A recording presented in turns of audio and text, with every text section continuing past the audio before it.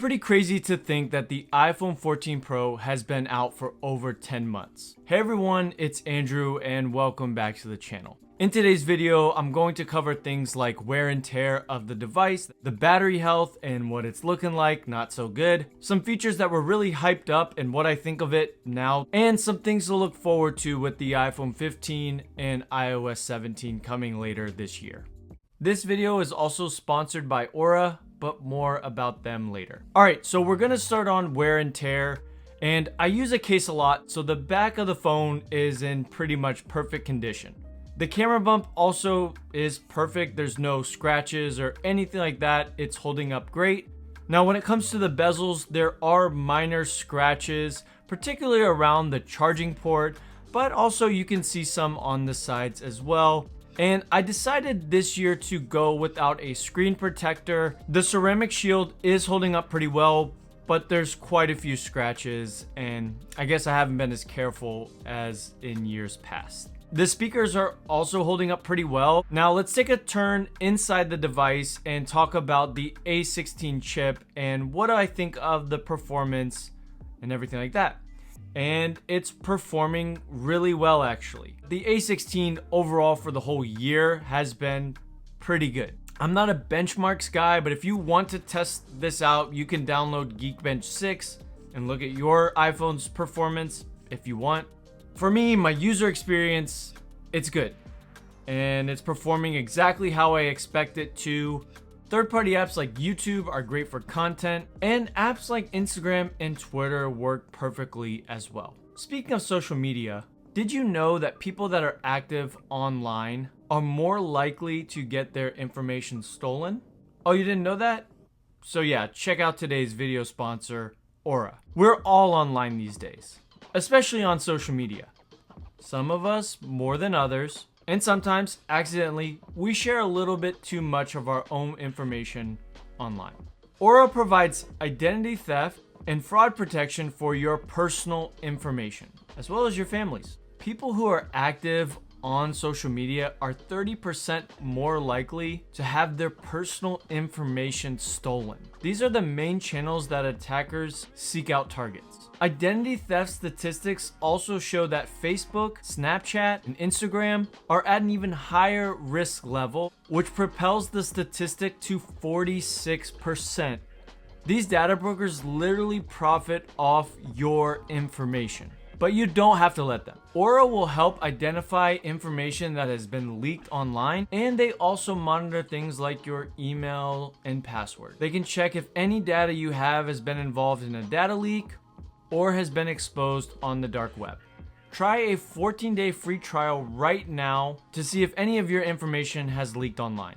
And you can use my link that's in the video's description and is on the screen right now. It's aura.com/AndrewClaire, and you can start protecting your information today. All right, back to our regularly scheduled program. So Dynamic Island is cool. It's been 10 months living this island life, and I like it. I noticed though that I don't really notice it anymore. The camera is great and I love taking pictures on it. I do wish I had traveled this year a little bit more to take advantage of how good the camera is. These are the best raw photos I've ever taken, and it's just on an iPhone, which is incredible. I still have the always on display on. I really like it, and with features in iOS 17 like standby, it actually makes the always on display even better. There was some worry that the always on display was going to cause screen burn-in, and to my naked eye, I don't see any of that going on. The Super Retina XDR display is holding up fantastic. It's a beautiful display. The 120 Hz refresh rate is also still really smooth, but yeah, the display is still holding up great. The biggest disappointment with the iPhone 14 Pro for me has been its battery life. It consistently doesn't last long enough to not go without a charge in the middle of the day. I don't think I ever really get past 5 p.m. where I feel comfortable that I can close out the day. I've never gotten to later in the night unless I'm on like a day where I'm not using my phone a lot, but it could be a few things that makes it die quick. I commute a lot, so I use maps. I watch a lot of YouTube. I am a beta tester, and I'm a heavy user. So it could be those things. I'm going to give it the benefit of the doubt, but I'm not the only one that's complained about the battery life that's on the 14 Pro. So just keep that in mind if you're looking to buy it and keep it for numerous years. Now, the battery health on my device has really, I would say, tanked. Looking back on a post I did on February 23rd, my battery health was 99%.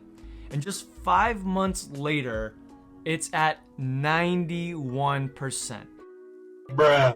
I actually posted asking people on Twitter what's their current battery health, and I wasn't the only one that this is happening to. And it seems to be something weird with the 14 Pro series. Like, there might be something wrong with the battery. I don't want to get too conspiratorial, but I'm not sure what's going on there. But yeah, it totally tanked. I mean, I'll give 2 reasons why this may have happened. I use MagSafe charging, and so that could cause some issues. I don't think it should, but it could. And beta testing. So that could be the significant drop as well.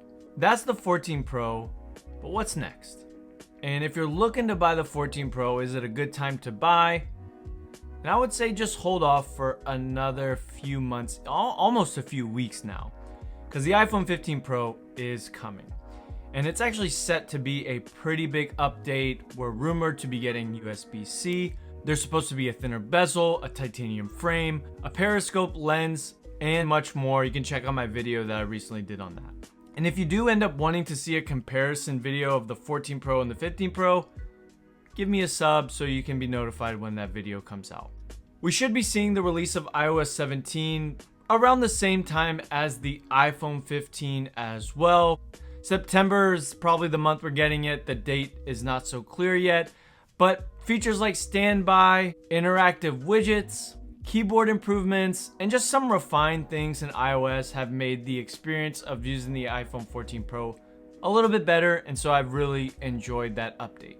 So that's the iPhone 14 Pro after 10 months. It's a really nice premium flagship phone that I've enjoyed using every day with a very subpar battery. That's pretty disappointing. But yeah, that's it. Thanks for watching. God bless. And I'll see you on the next video.